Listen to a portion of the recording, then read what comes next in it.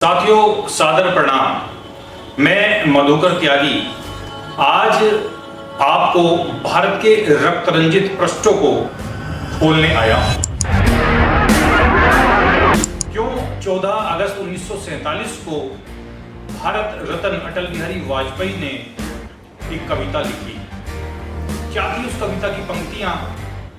वो कुछ इस प्रकार से थी कि 15 अगस्त का दिन कहता है, आजादी अभी अधूरी है, सपने सच होने रावी की शपथ न भूले, जिनकी लाशों पर पग धर कर आजादी भारत में आई, वे अब तक है खाना बदोश गम की काली पति। आजादी पर्व मनाएंगे उस स्वर्ण दिवस के लिए आज से कमर कसें, बलिदान करें, जो पाया उसमें खो ना जाए, जो खोया उसका पानी कैसे है 15 अगस्त के बारे में तो वो असंतुष्ट थे कि जो हमें मिली है वो आजादी अभी अधूरी है, क्योंकि भारतवर्ष से वह एक खंड, वो एक टुकड़ा टूटकर अलग हो गया था आज ही के दिन।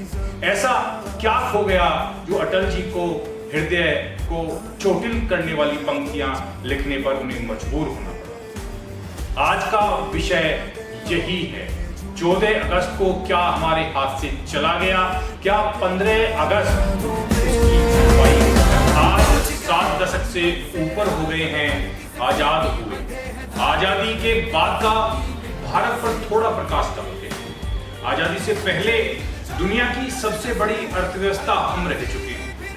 1965 आते आते हम आजाद तो हो गए थे, पर 2 वक्त की रोटी के लिए कितनी मशक्कत करनी पड़ रही थी, यह इतिहास भूला नहीं। थोड़ा सा तेजी से आगे बढ़ते हैं।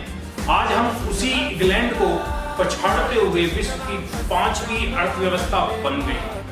मौजूदा सरकार के कुशलतम नेतृत्व के द्वारा 2019 तक हम 3री अर्थव्यवस्था में अपना स्थान प्राप्त कर लेंगे।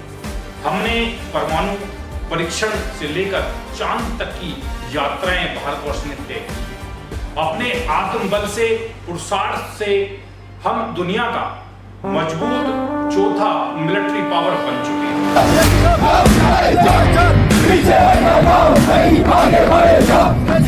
आज ऊंचे आयामों की ऊंचाइयों को उल्लेखित करने का विषय नहीं है साथियों।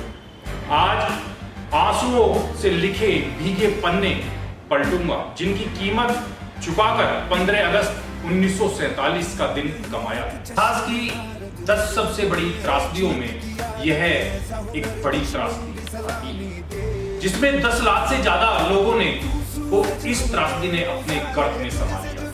करोड़ों लोग अपनों से मिलने के लिए तड़पते रहे।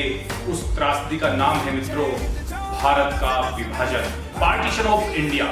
राष्ट्रगान की 2 पंक्तियां आप देखें, आपको याद ही हैं कि पंजाब, सिंध, गुजरात, मराठा, लेकिन सिंध जो भारत की संस्कृति का अंग था वो कब कट गया? वो हमारी वसुदेव कुटुंबकम की अवधारणा का विभाजन था। क्या खोया विभाजन की विभीषिका ने? नालंदा इधर चला गया, महान चाणक्य का तक्षशिला उधर चला गया, बाबा बर्फानी जो ईश्वर का अपने आप में रूप है वो इधर रह गया, और पवित्र शारदा मठ उधर चला गया, श्री केसरी मठ साहिब उधर रह गए, और श्री करतार सिंह साहब उधर चला गया। बंटवारे के दंश की यह बड़ी लंबी सूची है मित्रों।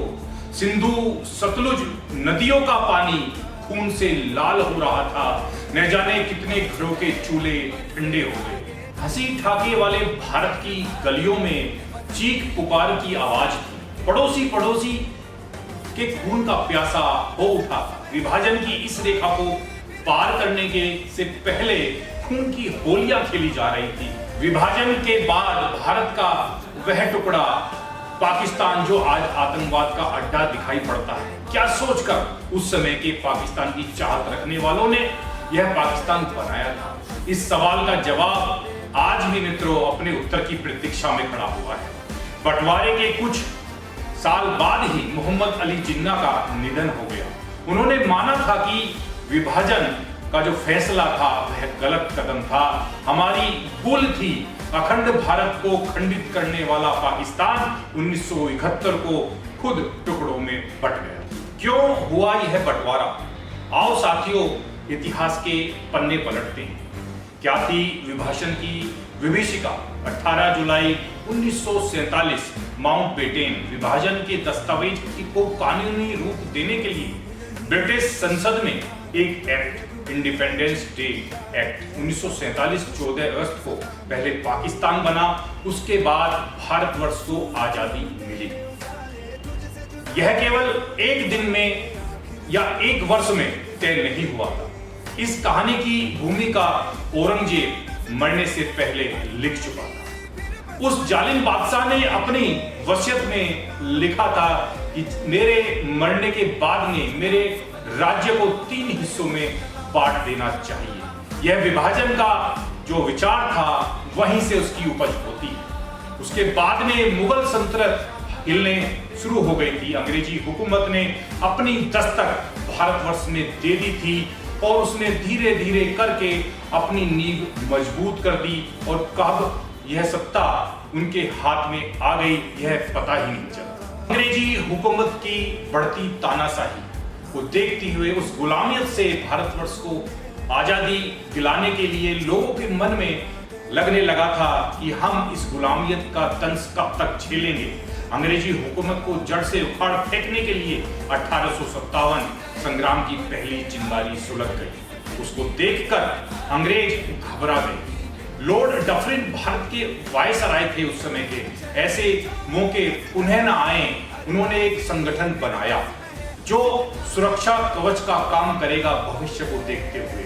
लॉर्ड डफरिन के इशारे पर ही उनकी अंग्रेजी सेना के एक अफसर जिनका नाम था A.O. ह्यूम ने 28 दिसंबर 1885 को इंडियन नेशनल कांग्रेस की स्थापना की। यह संगठन ही अंग्रेजी हुकूमत के खिलाफ होने लगा।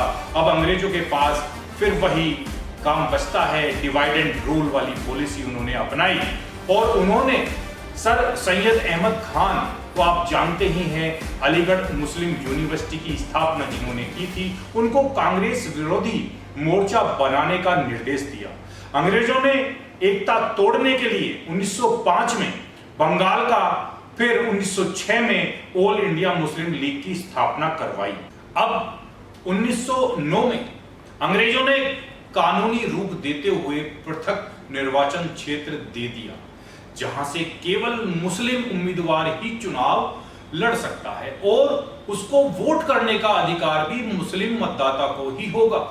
एक ही देश में दो धर्म संप्रदायों को आपस में लड़वाने का जो बीज बोया अब वो पेड़ बनने लगा। 1930 में अलामा इकबाल ने 1930 में ध्यान करें, अलामा इकबाल ने मुसलमानों के लिए पहली बार अलग देश बनाने की मांग रख दी।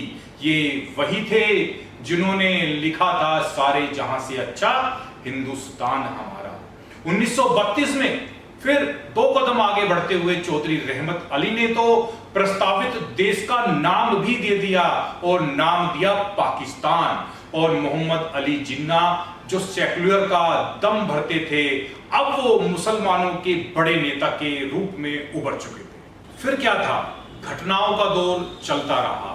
फिर आया वो दिन 16 अगस्त 1946, पूरे देश में दंगे भड़क उठे। यह इशारा था मोहम्मद अली जिन्ना का। पूरा भारत दंगों की चपेट में था। 2 लाख से ज्यादा हिंदू इस दंगे का शिकार हुए। इस आग को ठंडा करने के लिए शांति ठहराओ दस्तावेज पर अंग्रेजों के द्वारा बंटवारे की लाल लकीर खींच दी गई। यह लाल लकीर 10 लाख देशवासियों के खून का मम्र का दर्शन करवाती है। इसलिए 14 अगस्त को विभाजन विभीषिका स्मृति दिवस के रूप में हम याद करते हैं, यानी कि पार्टीशन हॉरर रिमेम्बरेंस डे।